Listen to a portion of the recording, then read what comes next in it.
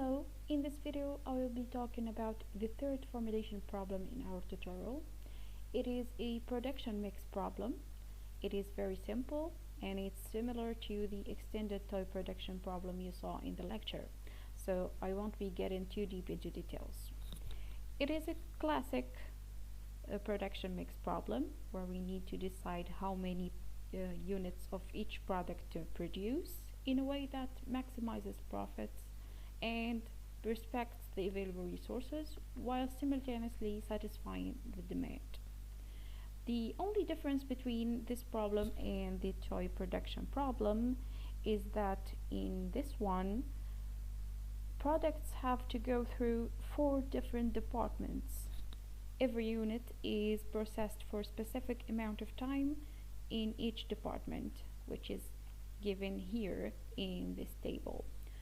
We're also given the unit profit for each product, and we are also given the capacity in hours in each department and the minimum production level or the demand for each of the products. We will begin by defining our decision variables xi, which represent the number of units of product I to make. Then we will be defining our parameters. We have n products and m departments. For each product I, we have a unitary profit. For each department j, we have a capacity in hours. For each product, we have a demand level. And each unit of product I requires a certain amount of time in department J to be processed. So this is our model, and as I mentioned before, our objective is to maximize profits, subject to, for each department, we have the total amount of time spent processing products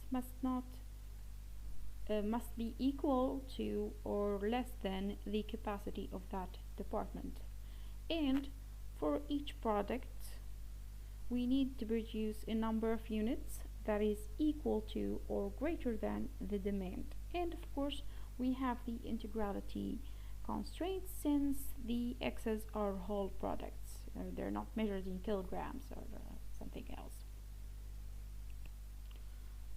We are now going to try to solve the problem using Lingo with help from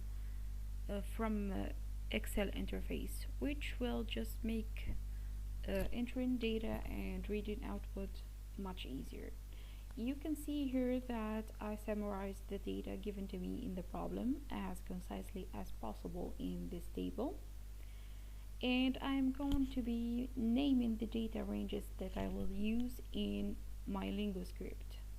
We just need to select the range. I'm just going to begin by selecting the unit profit range, and I'm just going to type profit here.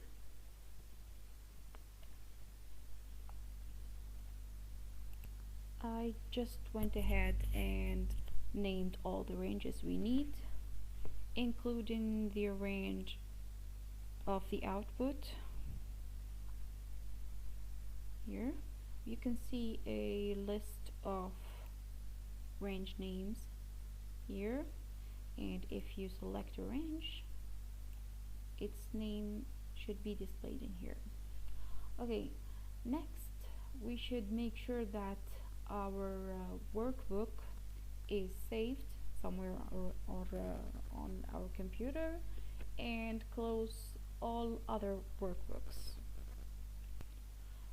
We now go to Lingo, and the first thing to do is to define our sets.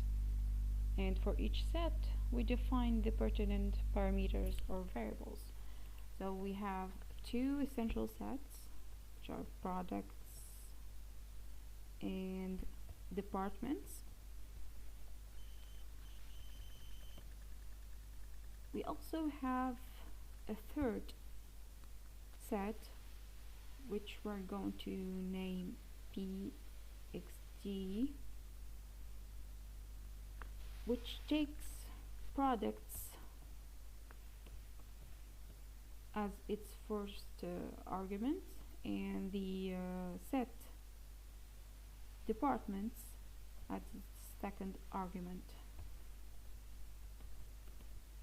This is just so we can define the requirement parameter that we defined in Excel. Of course, for the two first sets, we have to define our data ranges.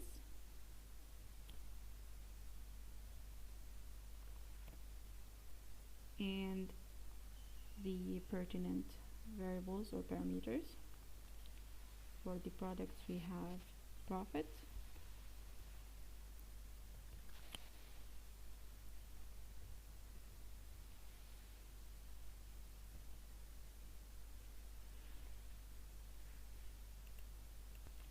of course we shouldn't forget to writing sets and int sets before defining our sets, like I did initially. Then we're gonna define our data. First, we define the data that Lingo will read from the Excel interface. For that, we will be using the function named OLE. I'm gonna write profit equal at OLE. This way, Lingo will know to read the range named profit from the workbook. Make sure that you write the variables or parameters the same way in the Excel workbook and the Lingo script. We should also tell Lingo to write the output in the Excel workbook. So write data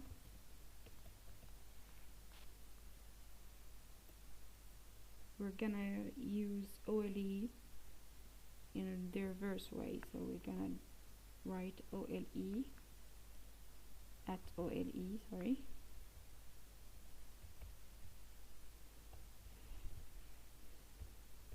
equal to X and end data.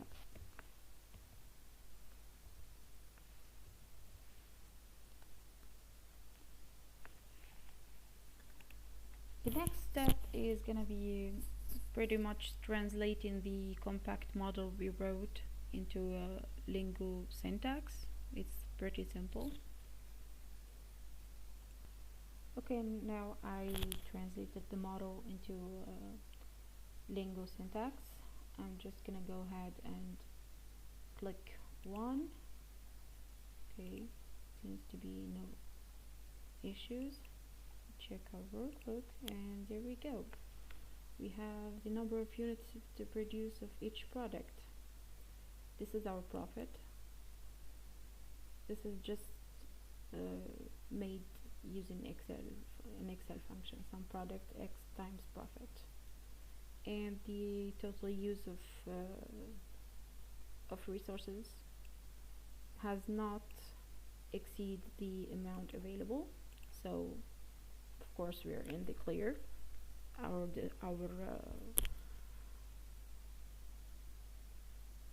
Our solution is feasible and optimal, obviously. Anyway, thank you very much. Thank you very much for your attention. I hope you find this interesting.